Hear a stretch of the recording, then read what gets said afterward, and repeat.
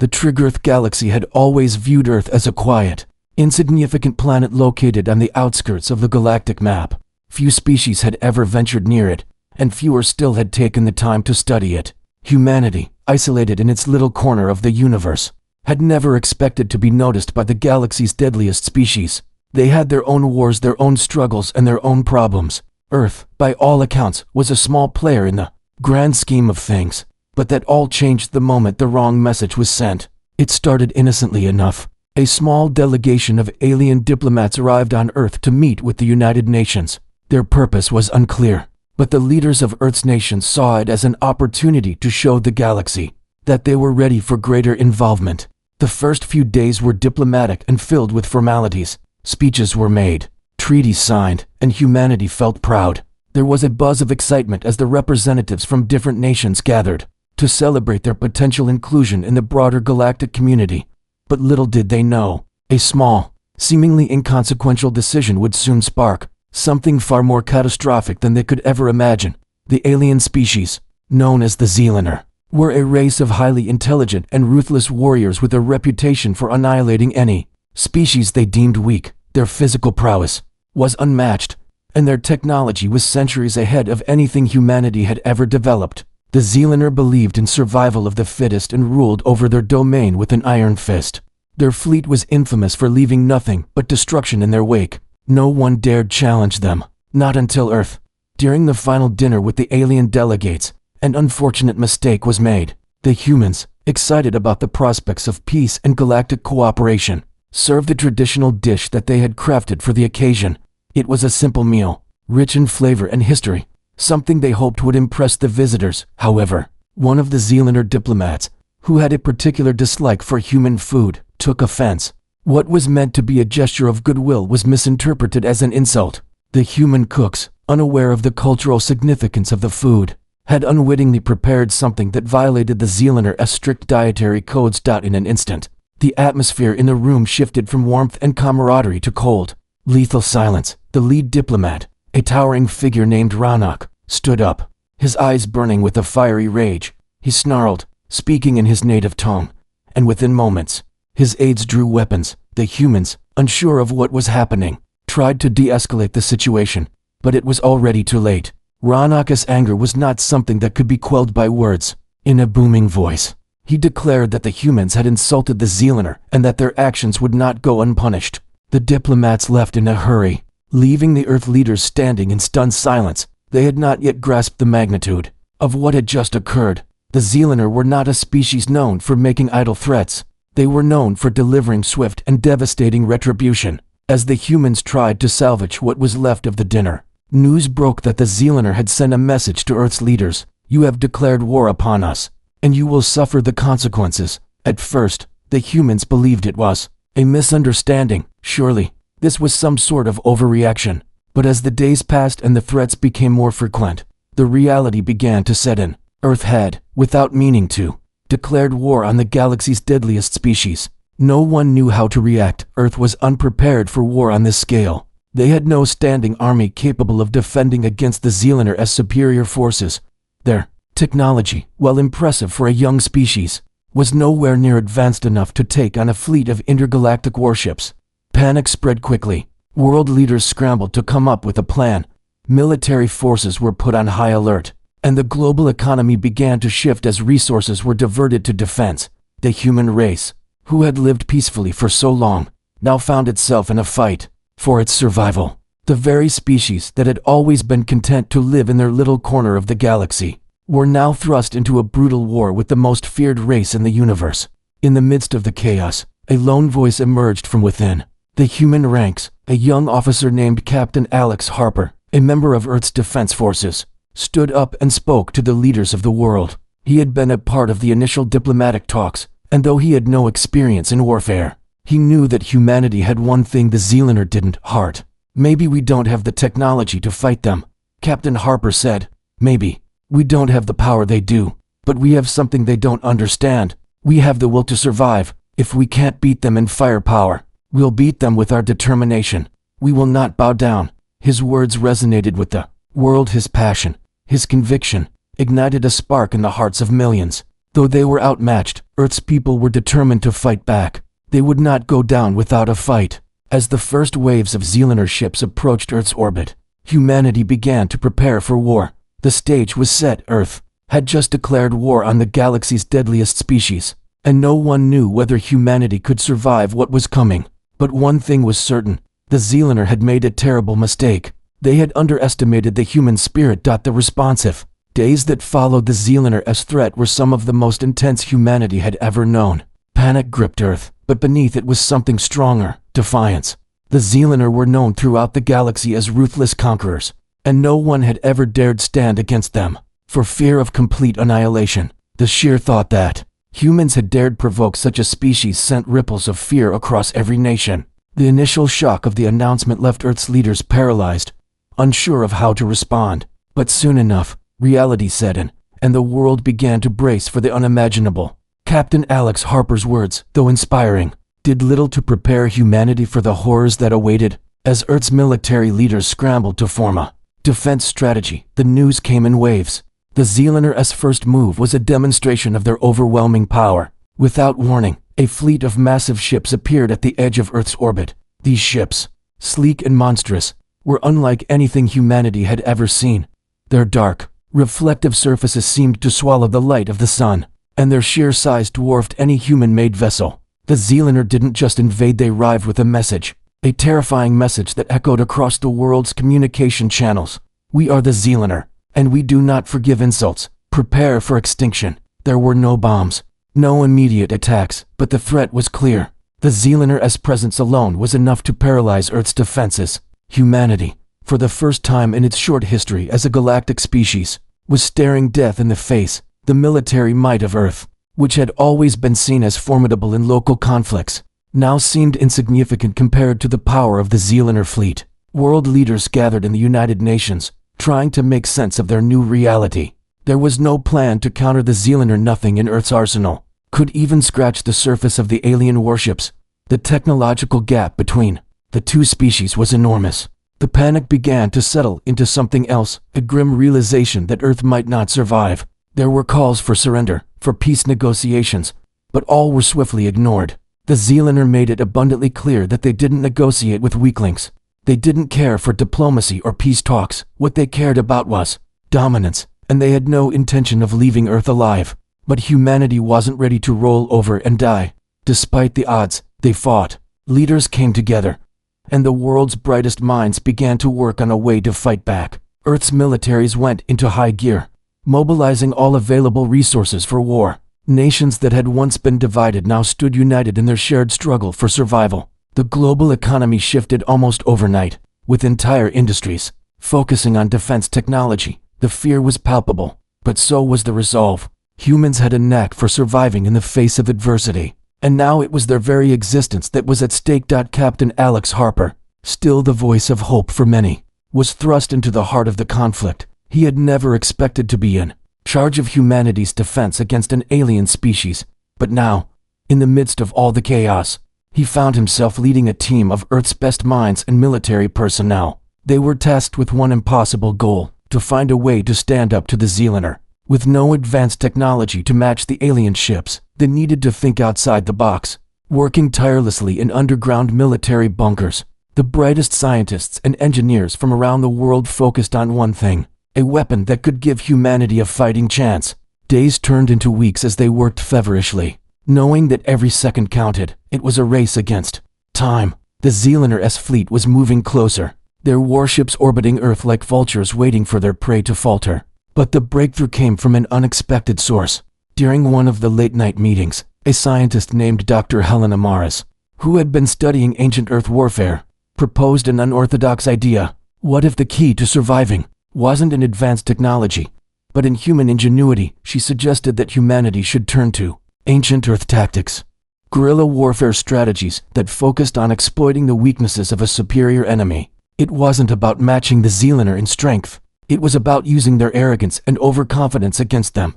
The idea was met with skepticism at first, but Dr. Morris's passion convinced the military brass to give it a try. It was a long shot, but at this point, humanity had nothing to lose. The plan was simple yet dangerous. They would create distractions and use the Zealander's advanced technology against them. They would infiltrate their ships, hack into their systems, and sabotage their weapons. It was risky, and there was no guarantee it would work, but it was the only option left. Meanwhile, the Zealander continued their show of force. They didn't attack, but their presence grew ever more menacing. Their warships hovered above Earth, sending waves of fear through the global population. Cities were put on lockdown, and Earth's military forces were stationed at key points, ready for the inevitable invasion. But even as fear gripped the planet, humanity's resolve began to take shape. They were no longer just reacting, they were preparing to fight back. As the days passed, Earth's preparations became more organized. Captain Harper, now a symbol of human resistance, was tasked with leading a special unit of soldiers who would carry out the sabotage missions. His unit was small but elite, composed of the best humans Earth could offer.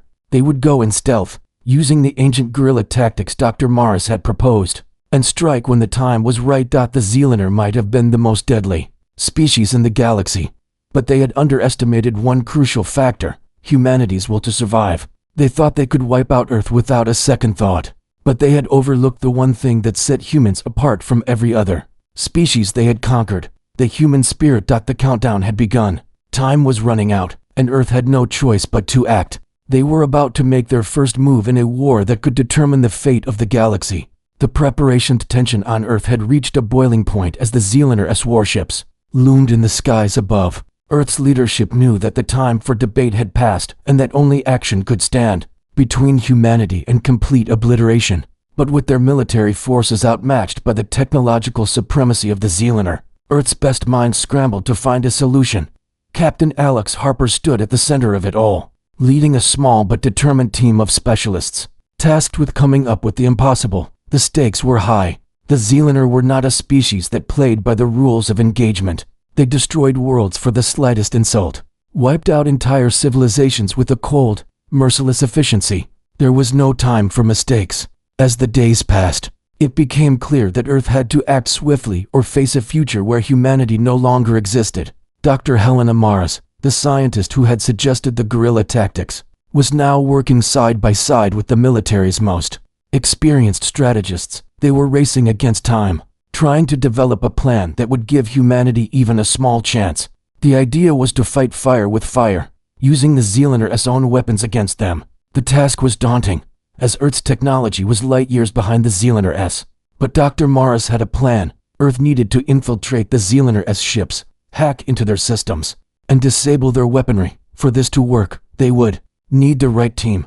Captain Harper was chosen to lead the operation, not because of his rank or experience, but because he embodied the determination that Earth needed. He wasn't just a soldier, he was a symbol of humanity's will to survive. He had the heart and courage that the world needed in its darkest hour. But even he knew that leading this mission was an impossible task. Earth's forces had no idea how to breach the Zealander's defenses. No one had ever fought them directly and lived to tell the tale. Harper assembled a team of the best soldiers, engineers, and hackers Earth had to offer. They trained for hours each day, preparing to face an enemy far superior to anything humanity had ever encountered. The soldiers learned how to move silently, how to infiltrate enemy ships without being detected, and how to disable alien technology that had never been studied by human hands. The engineers worked tirelessly to adapt Earth's technology to make it capable of taking on the Zealander's. It was a crash course in innovation, and every member of the team knew that failure was not an option. The military began to shift its focus. Instead of a conventional defense, Earth's forces started preparing for unconventional warfare. The Zealander might have the firepower, but humans had ingenuity. If they could outsmart their alien adversaries, they might just stand a chance. Meanwhile, the Zealander, with their confidence growing by the day, continued to hover ominously in orbit. Earth's military tried to make contact, to negotiate a ceasefire, but the Zealander responded with only silence. They were not interested in talks. They saw Earth as nothing more than a mere inconvenience. But that silence, that coldness, only fueled the fire inside the humans. Every insult, every delay in response, was another reminder of why they had to fight back. As the day of the first major assault drew closer, the fear on Earth was palpable. People went about their daily lives, trying to carry on as if things were normal. But everyone knew that the world as they knew it was about to change. The media flooded the airwaves with updates about the war, constantly reminding the population of the dire situation. The markets plummeted, businesses shuttered, and the global economy was thrown into chaos. Despite the chaos, a new spirit was rising among the people. They could feel it, a collective determination to fight, to survive, to prove that they weren't just going to roll over and die. Humanity had always been adaptable, and now it was their greatest asset. The scientists, the engineers, the military all worked around the clock to make humanity's last stand a reality. They worked in unity, putting aside their differences, their borders, and their pride for the sake of survival. And as the final moments before the Zealander made their move arrived, the world seemed to hold its breath. Captain Harper's team was ready. The plan was simple yet fraught with risk. The mission was to infiltrate a Zealander battleship, breach its defenses, and disable the weapons systems. It was a suicide mission, but it was the only shot humanity had. Earth's greatest minds had devised a way to hack into the Zealander's communication systems, allowing them to infiltrate the alien ships undetected.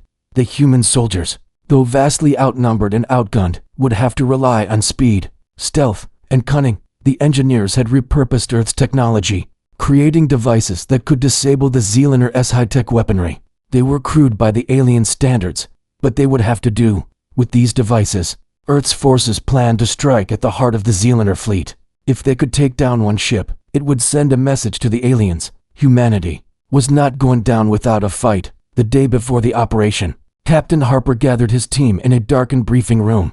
The atmosphere was tense, but there was an undeniable sense of resolve in the air. They knew the risks, but they had made their choice. The mission wasn't just about survival, it was about proving that humanity had a place in the galaxy. "We're not just fighting for our lives," Harper said, his voice steady. "We're fighting for every person on Earth. We're fighting to show the galaxy that humanity can't be ignored, that we're not weak, and that we're willing to stand up to anyone who threatens us. We might not have their technology, but we have something they'll never understand. We have the will to win." The soldiers nodded in agreement, their faces set in determination. They knew they were walking into the jaws of death, but they also knew that this was the only chance they had. There would be no second chances. As the sun set on Earth for what might have been the last time, humanity's last hope was prepared to make its move. The Zealander might have underestimated the human spirit, but they were about to find out just how wrong they were. The battle for Earth had begun, and humanity was ready to show the galaxy that it was not a species to be taken lightly. The first strike moment had arrived. Humanity's resolve was put to the ultimate test. Captain Alex Harper and his team, now fully prepared and armed with Earth's makeshift weapons, were about to embark on their first strike against the Zealander. The world held its collective breath, watching the skies above, where the alien warships lingered like predators waiting for the perfect moment to strike. Earth's forces, however, had no intention of waiting for annihilation. They were determined to make the first move, no matter the cost. In the quiet hours before the operation, the team gathered in their hidden command center. Far beneath the surface, the air was thick with anticipation and fear. But there was also something else, an unspoken understanding that the fate of humanity rested on their shoulders. Their mission was simple, or so it seemed: infiltrate a Zealander battleship, disable its weapons, and make a statement to the galaxy. It was a task few had dared to even consider, but now it was their reality. Captain Harper stood at the front of the room, his gaze intense, but his voice calm. "We're not just going in to fight them," he said. "We're going in to make them realize something. We're going to show them that Earth is not some weak, defenseless planet. They think we're easy targets, and we need to make them regret that." His words resonated with every member of the team. They knew the risk, but they also knew the stakes. The Zealander had come to Earth with one goal: total destruction. The time for diplomacy, for waiting, was over. The time for action had arrived. The team gathered their gear shields, improvised explosive devices, hacking tools, and weapons that could barely hold their own against the alien technology they were about to face. The plan was simple. They would infiltrate the Zealander ship, use the newly developed technology to disable its weapons systems, and send a clear message. It was a suicide mission, but it was the only shot humanity had. Harper's team moved silently through the darkened corridors of the underground base, each soldier's steps echoing in the stillness. Their mission was to board a Zealander destroyer that had entered Earth's orbit just days before. It was one of the largest ships in the alien fleet, and it was clearly designated as a command ship. Its destruction would not only cripple the Zealander's offensive capabilities, but would also send a message that would reverberate across the galaxy. Earth was not to be underestimated. The team boarded their modified stealth craft, a ship that had been retrofitted with whatever technology Earth had available to avoid detection. The craft was small, sleek, and designed for speed. It wasn't much, but it was enough to get them close to the Zealander destroyer without being immediately detected. As they approached the alien ship, Harper felt the weight of the moment bearing down on him. Every second that passed felt like an eternity. He had been in many battles before, but this one was different. This wasn't just about winning a war. This was about survival, about showing the galaxy that humanity was not to be taken lightly. The stealth craft docked with the Zealander ship without a sound. The team moved swiftly, infiltrating the alien vessel's outer hull. They had been given only a brief window of time before the Zealander realized their presence. As they entered the ship's core, they split into two teams. One group was tasked with disabling the ship's weapons systems, while the other would plant explosives in key sections to create chaos and distract the alien forces. The corridors of the Zealander ship were dark and foreboding, the walls pulsing with an unnatural light. The air was thick with the smell of alien technology, cold metal, and the faint hum of unknown energy sources. As they moved deeper into the heart of the vessel, Harper couldn't help but feel the weight of the alien presence. This ship had been designed for one purpose: destruction. It was unlike anything humanity had ever seen, sleek, cold, and efficient. The Zealander were warriors, and their ship was a reflection of their merciless nature. The team's mission was to disable the ship's primary weapons, but they were also tasked with sending a message. They needed to show the Zealander that humanity could stand its ground, that Earth was not a planet to be ignored. If they could destroy this one ship, it would cripple the alien forces. But the stakes were higher than that. This wasn't just about one ship, it was about the survival of the human race. As they approached the ship's central control room, the alarm suddenly blared. The Zealander had detected the infiltration. Harper's heart raced, but his team moved with the precision of trained soldiers. They had no choice but to press on. The success of this mission depended on them completing their objective. Before the alien forces could mount a counterattack, the team's first strike was a success. They hacked into the Zealander's mainframe, temporarily disabling their weapons systems. The ship's massive energy cannons, once capable of decimating entire fleets, went silent. But that wasn't enough. Harper's team knew they had to do more. The explosives were planted, and the self-destruct sequence was initiated. The ship would be crippled, but only if they could escape in time. As the countdown began, the Zealander forces rushed to retaliate. The ship's corridors were suddenly filled with the sound of alien soldiers marching. They were fast, ruthless, and unlike anything Earth's soldiers had ever faced. But Harper's team fought with a determination that was born of desperation. Each move was calculated, each strike made with a fierce resolve. Harper led his team back to the stealth craft, knowing they had only moments to escape.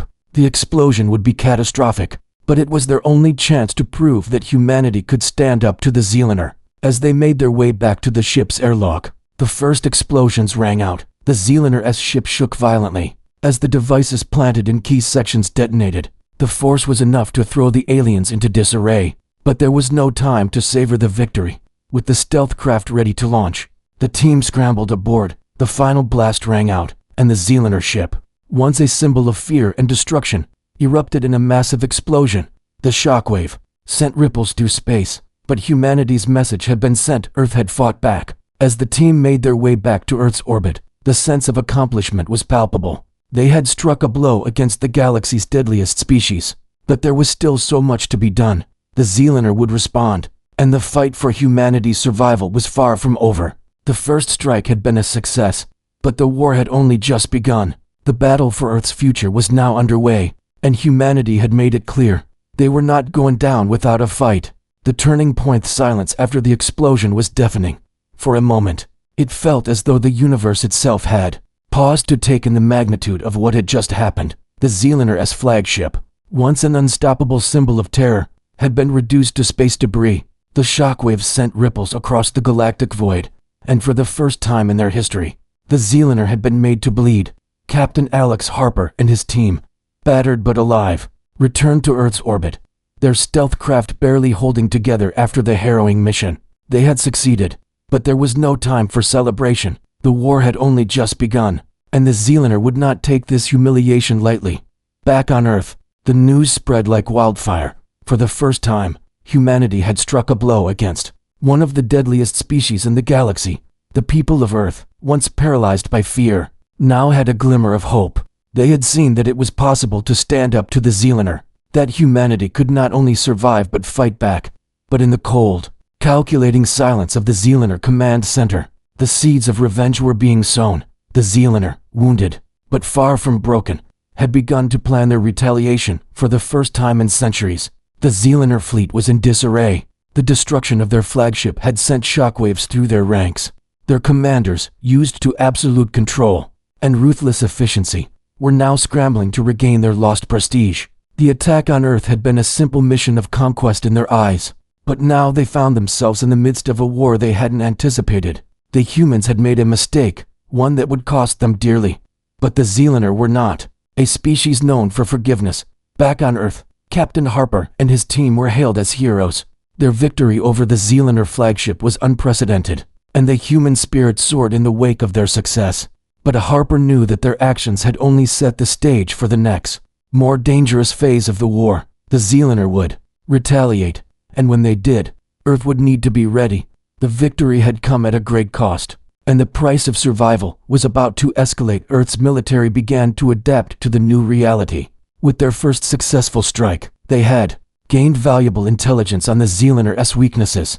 They had learned that despite their technological superiority, the Zealander's pride and arrogance had led them to underestimate humanity. The humans had exploited that arrogance, using their ingenuity and will to survive to strike where the Zealander least expected it.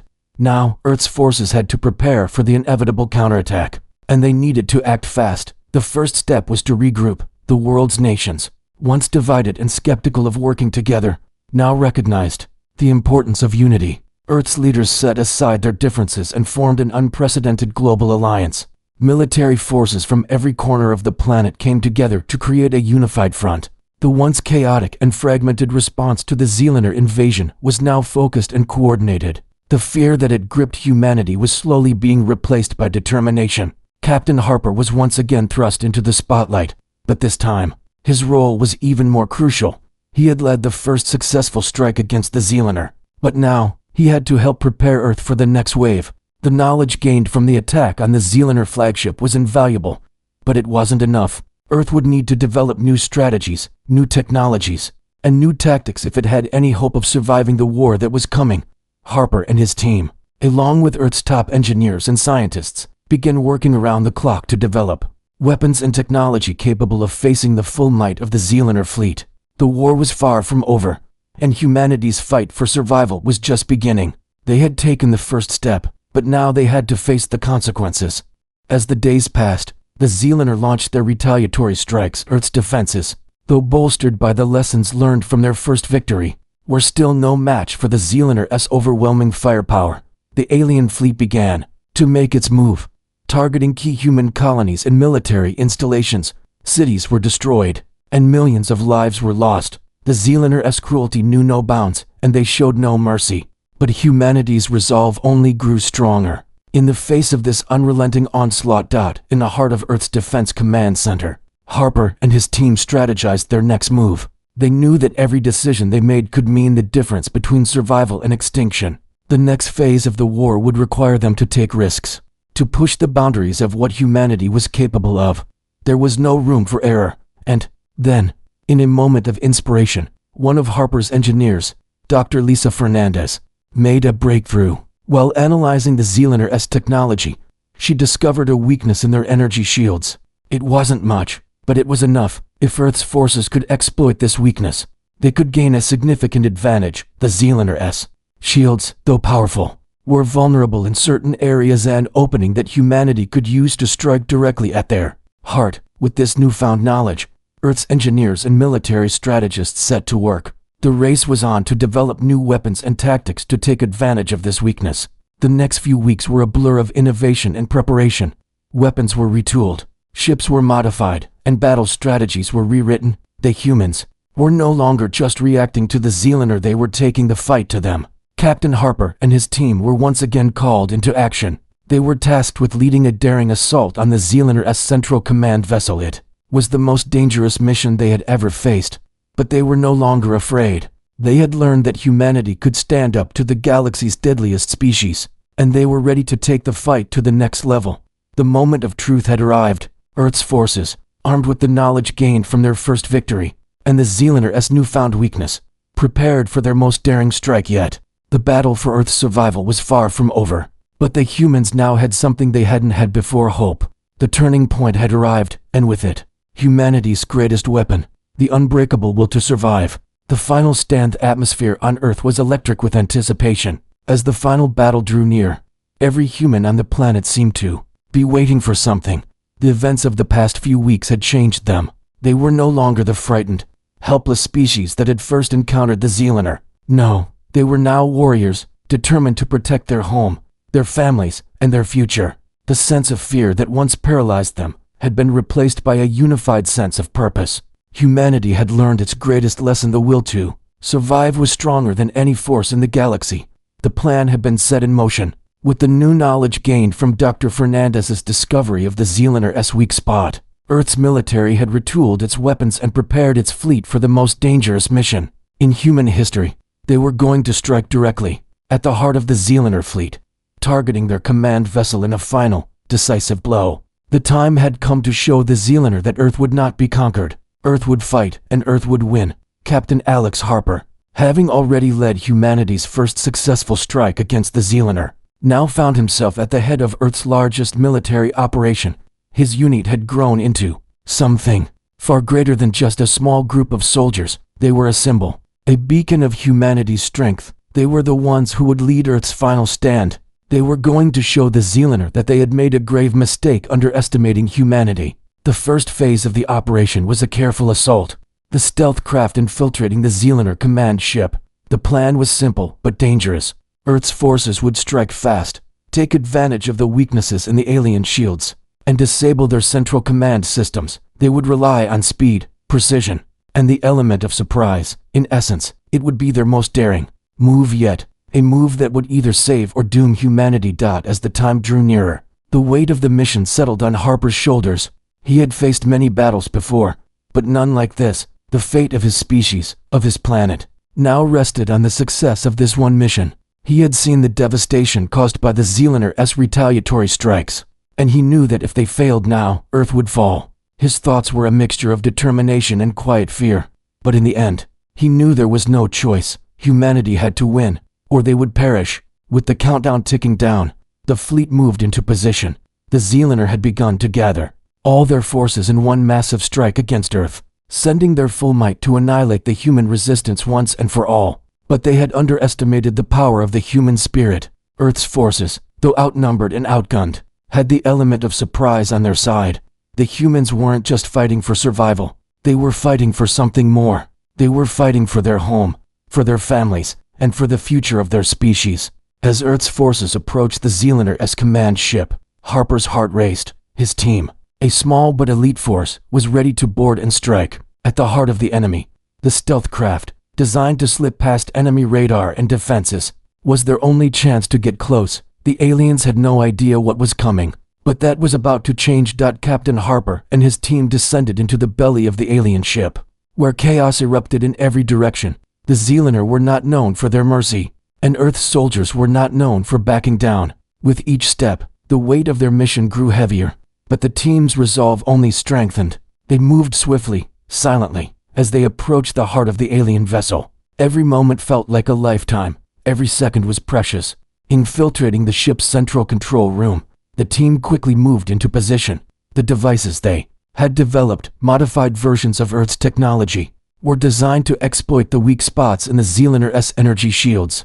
It was humanity's only chance to bring the alien ship to its knees. The enemy didn't know it yet, but they were about to lose the very weapon they had relied on for their entire conquest of the galaxy. As the explosives were set and the hacking devices activated, Captain Harper's heart pounded in his chest. The countdown was nearing its final moments. The devices hummed with energy, sensing with the ship's systems. As they prepared to unleash their devastating payload, the tension was unbearable, but there was no turning back. Then it happened. The explosion rippled through the Zealander ship, sending shockwaves through the control center. The Zealander fleet, momentarily stunned by the destruction of their flagship, scrambled to regain control. But Earth's forces were already one step ahead. The human fleet, armed with the knowledge of the Zealander's vulnerability, began its assault. It was a full-scale attack, one that would either break the back of the Zealander Empire or lead to Earth's destruction. The battle that followed was unlike any humanity had faced before. Earth's forces, though fewer in number, fought with a desperation and resolve that stunned the Zealander. They moved with precision, exploiting every weakness in the alien ships, striking quickly and retreating before the Zealander could retaliate. The battle raged on, the fate of Earth hanging in the balance. As the final moments of the battle approached, Captain Harper and his team found themselves facing the last of the Zealander's defenses. The alien command vessel was crippled, but the Zealander had one final weapon. It was their ultimate trump card, a doomsday device that could wipe out Earth in one fell swoop. Harper's team raced against time to disable it, knowing that if they failed, the war would be lost. With a final push of energy and will, Harper and his team managed to breach the Zealander's last defense and deactivate the doomsday device. The explosion that followed was the final blow to the Zealander's forces. The ship, once a symbol of their overwhelming power, was now nothing but a smoldering wreck. Earth had won. The victory, though hard won, was complete. Humanity had shown the galaxy that they were not to be underestimated. The Zealander had underestimated humanity's will to survive, and that mistake had cost them everything. The galaxy would never be the same. As Captain Harper stood on the bridge of Earth's command center, looking out at the stars, he knew that the war was over. Humanity had emerged victorious, but it had come at a price: the destruction of Earth's cities, the loss of countless lives, and the scars left by the Zealander would remain for generations. But in the end, humanity had stood tall. They had survived, and now they would rebuild. The final stand had been won. Earth had proven its strength, its resilience, and its will to survive. The galaxy had witnessed humanity's rise from the ashes, and the Zealander had learned a valuable lesson: never underestimate the human spirit. The aftermath war was over, but the silence that followed was unlike any peace humanity had ever known. The once chaotic atmosphere of battle had faded, replaced by a somber stillness that hung heavily over Earth. The skies were clear, and the stars twinkled as if nothing had ever happened. But those who had lived through the conflict knew the truth. The galaxy had seen humanity fight for its survival, and it had witnessed the incredible power of the human spirit. Earth had stood against the deadliest species the universe had ever known, and in the end, humanity had emerged victorious. But the cost of that victory had been immense, and the scars of war would last for generations. Captain Alex Harper stood at the center of Earth's rebuilt command center, looking out over the world. The view was one of destruction and hope. Cities had been torn apart, families had been shattered, and the planet itself had been scarred by the ravages of war. Yet, there was a sense of renewal in the air. The war against the Zealander had left Earth bruised, but not broken. Humanity had survived, and now it was time to rebuild. The memories of the battle still haunted Harper. The faces of his fallen comrades, the destruction he had witnessed, and the horrors of the war, all of it was still fresh in his mind. He had led the final charge, and though they had won, the victory was bittersweet. Many lives had been lost, both human and alien. The battle for Earth had cost too much, and Harper knew that the price of survival was something he would never forget. Yet, there was something else that lingered in the air: hope. It had become the one thing the Zealander had underestimated. They had thought humanity was nothing more than a small, insignificant species, a footnote in the grand history of the galaxy. But they had made a mistake. Humanity was not weak. Humanity was not something to be crushed easily. Humanity had a fire inside it that refused to be extinguished, and the Zealander had learned that lesson the hard way. The surviving members of Harper's team gathered in the command center. They were all battered, bruised, and forever changed by the experiences they had endured. But they were alive, and that, in itself, was a triumph. Harper looked around at the faces of his comrades. They had all fought together, had all risked everything to ensure Earth's survival, and now, as the galaxy watched, Earth was beginning to rebuild. There were still threats to face, still challenges to overcome. The war had left a void in the galaxy, a power vacuum that could be filled by anyone who sought to take advantage of Earth's newfound strength. The Zealander had been defeated, but the universe was vast, and there were many more dangers lurking in the shadows. But humanity had learned something important through the war. They had learned that they were capable of much more than anyone had given them credit for. They had learned that they could stand up to the galaxy's deadliest forces and survive. But the road ahead was not an easy one. Earth's military forces had been depleted, and the scars of the war would take years, maybe decades, to heal. The resources that had been drained during the conflict had left humanity struggling to rebuild. Its infrastructure, cities had been destroyed, and much of Earth's advanced technology had been lost in the chaos of the final battle. It was a long road to recovery, but humanity had already proven its resilience. The war had brought the world together in a way nothing else could. Nations had united, not just out of necessity, but out of a shared belief in their ability to overcome anything that stood in their way. The global government, once fractured and divided, now stood stronger than ever. Leaders from every corner of the world came together to address the monumental task of rebuilding. The unity forged in the fire of war became the foundation for Earth's future. For the first time in history, humanity was united not just by borders or politics, but by a common goal: to rebuild and to ensure that nothing like the war with the Zealander would ever happen again. And the galaxy, it had taken notice. The Zealander, once the dominant force, had been humbled by the humans they had underestimated. Their once feared empire was in ruins, and though they were not extinct, their ability to wreak havoc on the galaxy had been severely diminished.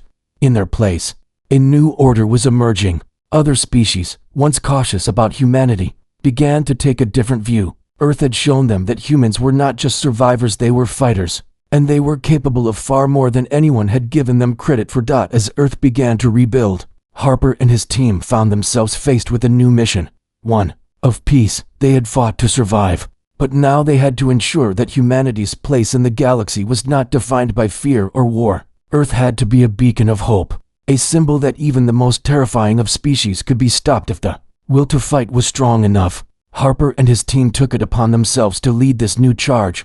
They would be ambassadors, not just to the other species, but to humanity itself. They would show the galaxy that Earth was not a threat, but a promise of survival, unity, and strength. Captain Harper's final words to his team were simple but profound. We've shown them what we're made of. Now we show them what we can become. With those words, Earth began its next chapter. The war with the Zealander had changed everything. It had altered the course of human history and had forever reshaped the way the galaxy viewed Earth. The galaxy would never again look at humanity as insignificant. They had proven themselves, and in that proof lay a future built on unity, strength, and the unyielding will to survive. The Zealander might have been the deadliest species in the galaxy, but humanity had shown them that even the deadliest species could be defeated. Earth had survived, and with that survival came a new hope for the future. The story of humanity's greatest victory was only just beginning. The galaxy was watching, and Earth was ready to show them that the fight for survival was not just about winning wars. It was about creating a future that could never be shattered.